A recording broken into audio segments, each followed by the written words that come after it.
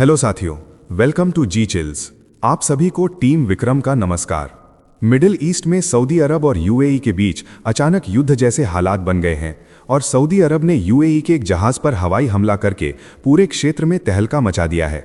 इस घातक हमले के बाद अमेरिका की तरफ से जो प्रतिक्रिया आई है उसने सभी को चौंका दिया है। आगे पता चलेगा कि अमेरिका किसके तरफ खड़ा है। और अब यह मामला सिर्फ 2 देशों तक सीमित नहीं दिख रहा है, बल्कि पूरी दुनिया की नज़र इस पर टिक गई है।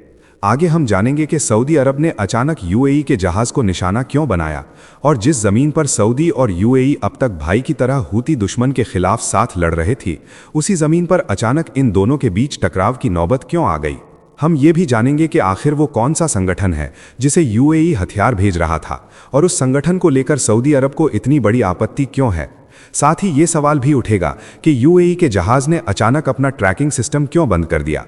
सबसे बड़ा सवाल यह है कि इस पूरे घटनाक्रम के दौरान हूती विद्रोही क्या कर रहे हैं और उनकी खामोशी के पीछे क्या संकेत छिपे हैं। इसी के साथ ये भी समझने की कोशिश होगी कि सऊदी अरब पूरे यमन के हवाई क्षेत्र को अपना हवाई क्षेत्र क्यों मानने लगा है और मुकल्ला बंदरगाह को लेकर सऊदी अरब और यूएई के बीच तनाव आखिर क्यों बढ़ गया। हम ये भी देखेंगे कि यूएई यमन को 2 हिस्सों में क्यों बांटना चाहता है और सऊदी अरब इसका खुलकर विरोध क्यों कर रहा है। साथ ही अपने जहाज पर हुए हमले के बाद यूएई ने कैसी प्रतिक्रिया दी है। बड़ा सवाल यह भी है कि यमन की जो सरकार है वो आखिर किसके साथ खड़ी नजर आ रही है और जहाज पर हमले के बाद यमन सरकार ने यूएई के लिए कौन सा अल्टीमेटम जारी किया। दबाव बढ़ने के बाद यूएई ने कौन सा चौंकाने वाला कदम उठाया है और इस पूरे घटनाक्रम पर इजराइल की नज़र कैसे बनी हुई है। इन सभी सवालों के जवाब के साथ इस वीडियो में ऐसे दिलचस्प और चौंकाने वाले खुलासे होंगे जो आपको पूरी तरह से हिला देंगे। आगे बढ़ने से पहले आपको बता दें कि सभी खबरों का क्रेडिबल सोर्स लिंक नीचे डिस्क्रिप्शन में दिया गया है, जिसे आप चेक करें और सोशल मीडिया की फेक न्यूज़ से दूर रहें। तो चलिए इन सभी खबरों को जानते हैं बेहद विस्तार से, आसान भाषा में। सबसे पहले जानते हैं कि सऊदी अरब ने यूएई के जहाज पर हमला क्यों किया। तो सऊदी अरब ने यमन के मुकल्ला बंदरगाह पर जबरदस्त हवाई हमला करके पूरे पश्चिम एशिया में सियासी और सैन्य हलचल तेज कर दी है। यह हमला ईरान समर्थित हूती विद्रोहियों पर नहीं था, ये सीधी चेतावनी थी अपने ही भाई कहे जाने वाले संयुक्त अरब अमीरात के लिए। सऊदी सेना का दावा है कि यह कार्रवाई हथियारों की उस खेप के खिलाफ की गई जो संयुक्त अरब अमीरात समर्थित अलगाववादी संगठन साउदर्न ट्रांजिशनल काउंसिल के लिए लाई गई थी। सऊदी प्रेस एजेंसी के बयान के मुताबिक ये हथियार यूएई के फुजैरा बंदरगाह से रवाना हुए थे और मुकल्ला पहुंचते ही खतरे की घंटी बज गई।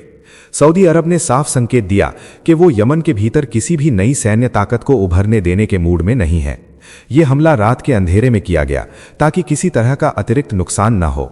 सऊदी नेतृत्व का संदेश साफ था कि यमन में कोई भी हथियारों का खेल उसकी लाल रेखा पार कर चुका है। सऊदी समर्थित यमनी सरकार ने इसके तुरंत बाद अल्टीमेटम जारी किया कि अमीरात की सेनाएं 24 घंटे के भीतर यमन छोड़ दें। ये कदम दोस्ती के मंच पर खड़े होकर दी गई सबसे सख्त चेतावनी के तौर पर देखा गया। इस हमले के साथ ही सऊदी अरब और यूएई के रिश्तों में छुपा तनाव खुलकर सामने आ गया है। दोनों देश वर्षों से यमन में हूती विद्रोहियों के खिलाफ एक ही खेमे में रहे हैं। अब तस्वीर बदलती दिख रही है। सदर्न ट्रांजिशनल काउंसिल दक्षिण यमन में तेजी से अपना नियंत्रण बढ़ा रही है और इसे यूएई का खुला समर्थन हासिल है। सऊदी अरब इस बढ़त को अपने प्रभाव क्षेत्र के लिए खतरा मान रहा है। मुकल्ला पर हमला इसी बेचैनी का सीधा संदेश है। ये टकराव रेड सी क्षेत्र में पहले से मौजूद अस्थिरता को और गहरा कर रहा है। सऊदी अरब सदर्न ट्रांजिशनल काउंसिल की बढ़त को इसलिए खतरा मान रहा है क्योंकि इससे यमन में उसकी वर्षों पुरानी रणनीतिक पकड़ कमजोर पड़ने लगी है। रियाद चाहता है कि यमन एकीकृत रहे और वहां उसकी समर्थित सरकार और सैन्य ढांचा प्रभावी बना रहे। सदर्न ट्रांजिशनल काउंसिल का मजबूत होना दक्षिण यमन के अलगाव को हवा देता है, जिससे सऊदी अरब का नियंत्रण बंटने का खतरा पैदा होता है। इसके साथ ही ये संगठन यूएई के प्रभाव को अरब प्रायद्वीप के बेहद अहम समुद्री रास्तों तक ले आता है। मुकल्ला और अदन जैसे बंदरगाह रेड सी और हिंद महासागर को जोड़ने वाली जीवन रेखा हैं। सऊदी अरब को डर है कि अगर यहां यूएई समर्थित ताकतें स्थायी हो गईं तो उसकी सुरक्षा नीति कमजोर होगी और क्षेत्र में उसका नेतृत्व सवालों के घेरे में आ जाएगा। सऊदी सेना के अनुसार जिन जहाज़ों को निशाना बनाया गया उनमें ट्रैकिंग सिस्टम बंद थे और भारी मात्रा में हथियार और बख्तरबंद वाहन उतारे गए थे। सऊदी अरब का दावा है कि यूएई के फुजैरा पोर्ट से आए 2 जहाज़ों से यहां हथियार और सैन्य वाहन उतारे जा रहे थे। विश्लेषकों के मुताबिक इनमें से एक जहाज कैरिबियन देश सेंट किट्स के झंडे तले चल रहा था और कुछ दिन पहले यूएई के फुजैरा में देखा गया था। सोशल मीडिया पर सामने आए वीडियो में मुकल्ला की सड़कों पर नए सैन्य वाहन चलते दिखे। सऊदी टीवी ने भी निगरानी विमान से ली गई फुटेज दिखाई, जिसमें ये मूवमेंट साफ नजर आती है। सऊदी अरब ने यह साफ कर दिया कि उसके नियंत्रण वाले हवाई क्षेत्र में ऐसी सप्लाई को बर्दाश्त नहीं किया जाएगा। दरअसल यमन में सऊदी अरब का नियंत्रण क्षेत्र उसकी सैन्य और कूटनीतिक पकड़ से बना हुआ है, जो वर्षों से जारी युद्ध का नतीजा है। सऊदी नेतृत्व वाला गठबंधन यमन के बड़े हिस्से में हवाई निगरानी और हवाई संचालन को नियंत्रित करता है। सऊदी वायुसेना की रडार चेन रेड सी से लेकर अरब सागर की दिशा तक फैली हुई है, जिससे हर जहाज और हर उड़ान पर नजर रखी जाती है। यमन का हवाई ढांचा काफी हद तक निष्क्रिय है और ऐसे में सऊदी अरब ने व्यावहारिक रूप से हवाई क्षेत्र का नियंत्रण अपने हाथ में ले रखा है। इसी नियंत्रण के जरिए वो तय करता है कि कौन सी सैन्य सप्लाई अंदर जा सकती है और कौन सी उसे क्षेत्रीय सुरक्षा के लिए खतरा मानी जाएगी। बता दें कि मुकल्ला यमन के हदरमौत प्रांत में स्थित है और हाल के दिनों में सदर्न ट्रांजिशनल काउंसिल ने यहां मजबूत पकड़ बनाई है। ये वही संगठन है जो 1967 से 1990 तक अलग रहे दक्षिण यमन की वापसी का सपना देख रहा है। मुकल्ला सिर्फ एक बंदरगाह नहीं है, ये अरब सागर के किनारे स्थित रणनीतिक दरवाजा है। इसी रास्ते से तेल और गैस की अहम शिपिंग यूरोप की ओर जाती है। सऊदी अरब इस इलाके को अपनी दक्षिणी सुरक्षा की ढाल मानता है। सऊदी का दावा है कि अमीरात से जुड़े जहाजों ने फुजैरा से रवाना होकर ट्रैकिंग सिस्टम बंद किया और बिना अनुमति मुकल्ला में हथियार उतारे। इन हथियारों का इस्तेमाल दक्षिणी यमन में सक्रिय अलगाववादी संगठन सदर्न ट्रांजिशनल काउंसिल के लिए बताया गया। सऊदी वायुसेना ने हमले से पहले नागरिकों को हटने की चेतावनी दी और फिर बंदरगाह पर हमला किया। दरअसल सदर्न ट्रांजिशनल काउंसिल उस ऐतिहासिक पहचान को दोबारा जीवित करना चाहता है जब दक्षिण यमन 1967 से 1990 तक एक अलग देश के रूप में मौजूद था। उस दौर में अदन इसकी राजधानी थी और ये इलाका ब्रिटिश शासन के बाद स्वतंत्र रास्ते पर चला था। 1990 में उत्तर और दक्षिण यमन का एकीकरण हुआ, मगर दक्षिण के लोगों में ये भावना बनी रही कि सत्ता और संसाधनों पर उत्तर का वर्चस्व बढ़ गया। सदर्न ट्रांजिशनल काउंसिल इसी असंतोष को राजनैतिक और सैन्य ताकत में बदल रहा है।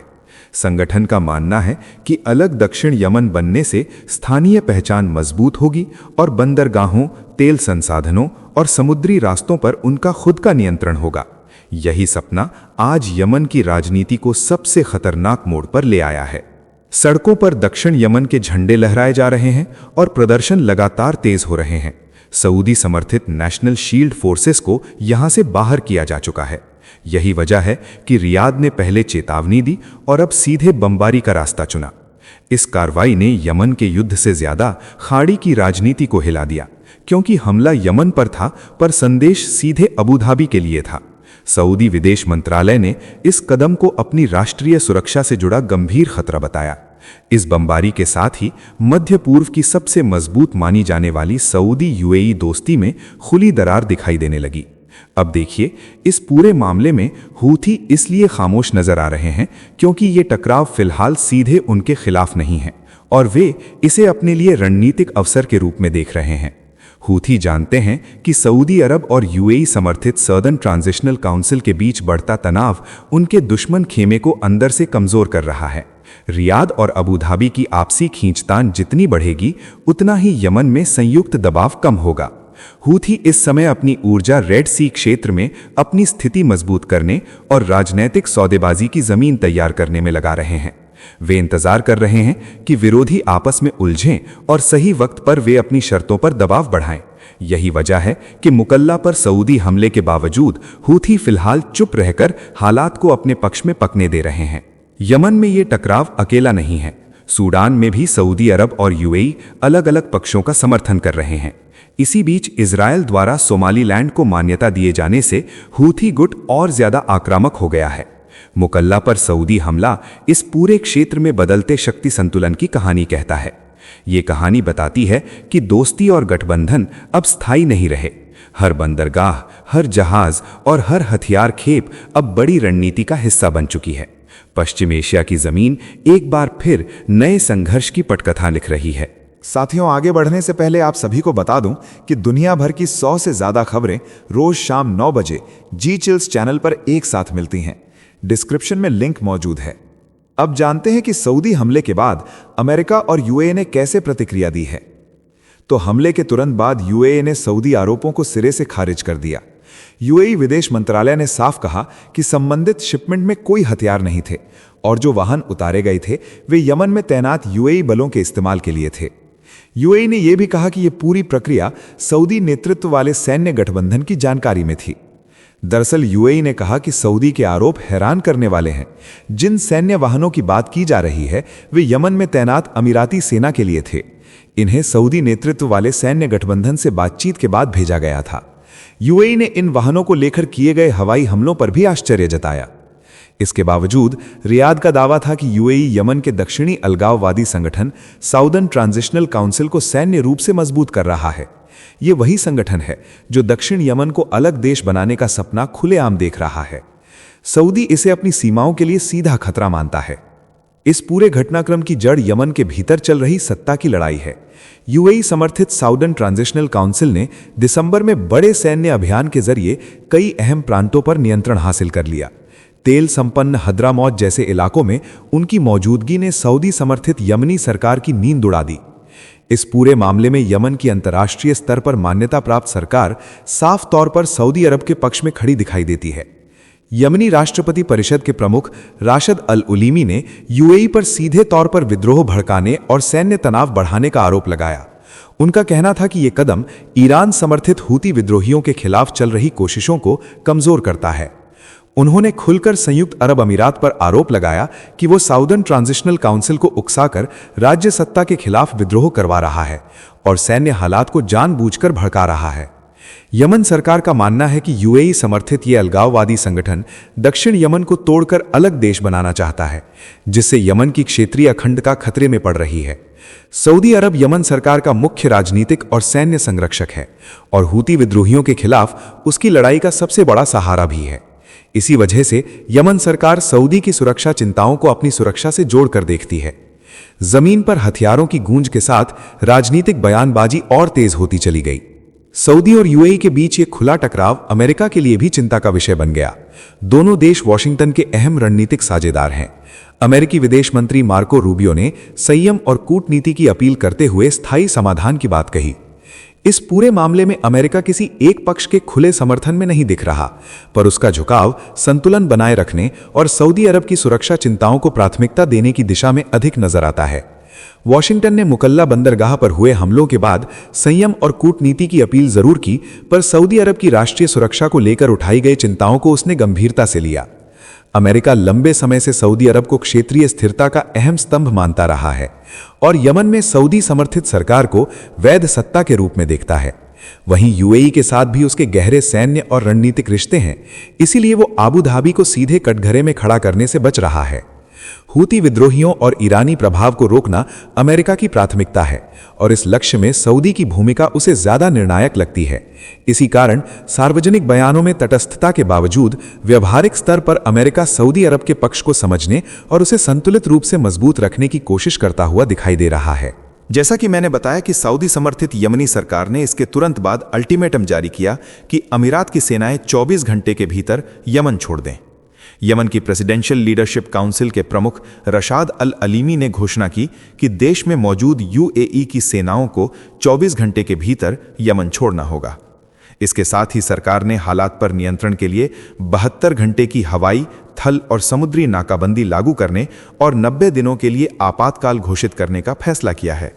इसके बाद यूएई ने यमन से अपनी शेष सेनाएं हटाने की घोषणा कर दी। ये फैसला दबाव और संकेत दोनों माना जा रहा है।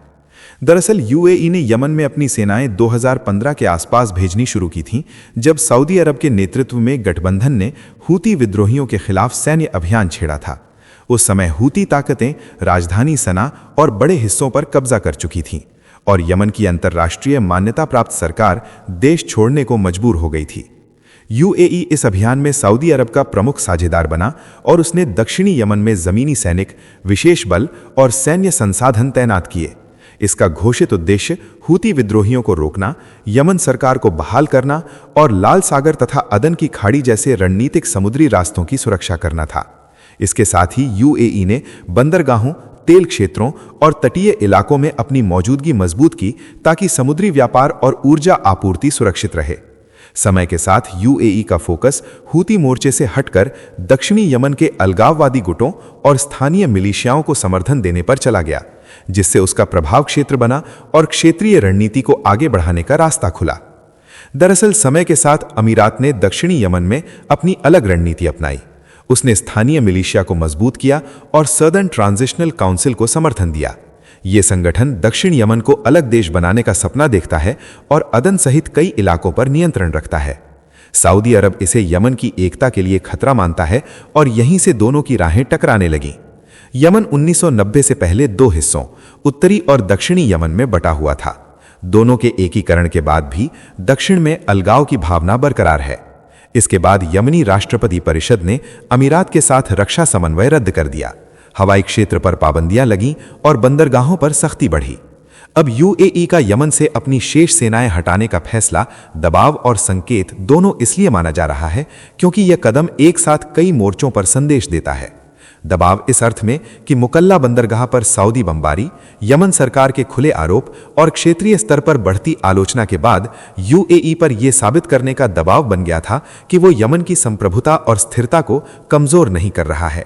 सेना वापसी की घोषणा करके अबू धाबी ने यह दिखाने की कोशिश की कि वो टकराव को और गहरा नहीं करना चाहता और कूटनीतिक रास्ते को प्राथमिकता दे रहा है। वहीं यह फैसला एक स्पष्ट संकेत भी है कि यूएई अब सीधे सैन्य मौजूदगी के बजाय राजनीतिक प्रभाव और स्थानीय सहयोगी ताकतों के जरिए अपनी पकड़ बनाए रखना चाहता है। इस पूरे घटनाक्रम पर इजरायल की छाया भी दिख रही है। हाल ही में इजरायल ने सोमालीलैंड को मान्यता दी, जो लाल सागर के उस पार स्थित है। विशेषज्ञों का मानना है कि दक्षिणी यमन में अमीरात समर्थित स्थिर इलाका इजरायल के लिए रणनीतिक अवसर बन सकता है। हूती विद्रोही ईरान समर्थित हैं और लाल सागर में शिपिंग के लिए खतरा बने हुए हैं। ऐसे में अदन और मुकल्ला जैसे बंदरगाह भविष्य की बड़ी भू राजनीति का केंद्र बनते दिख रहे हैं। लेकिन सऊदी अरब एकीकृत यमन चाहता है और अमीरात प्रभाव वाले दक्षिणी ढांचे को अपनी रणनीति के खिलाफ मानता है। यमन की धरती पर गिरते बमों ने यह साफ कर दिया कि ये लड़ाई अब केवल हूती विद्रोहियों तक सीमित नहीं रही। ये खाड़ी की सत्ता राजनीति, क्षेत्रीय वर्चस्व और टूटते गठबंधनों की कहानी बन चुकी है। अमीरात का बयान संतुलित और संयमित रहा और उसने सऊदी सुरक्षा के प्रति सम्मान जताया। ये संकेत देता है कि तनाव को बातचीत से संभालने की कोशिश जारी है। इस शक्ति संघर्ष के बीच सबसे ज्यादा कीमत यमन की जनता चुका रही है। दशकों की लड़ाई से टूटा देश एक बार फिर नए टकराव की आग में झुलसता नजर आ रहा है। इस वीडियो में फिलहाल इतना ही। जाने से पहले वीडियो को लाइक करके चैनल को सब्सक्राइब कर लें और साथ ही हमें बताएं कि आप किस राज्य और शहर से हमारे वीडियो को देख रहे हैं। टीम विक्रम जल्द हाजिर होंगे एक और नई अपडेट के साथ। आपका दिन मंगलमय हो। धन्यवाद।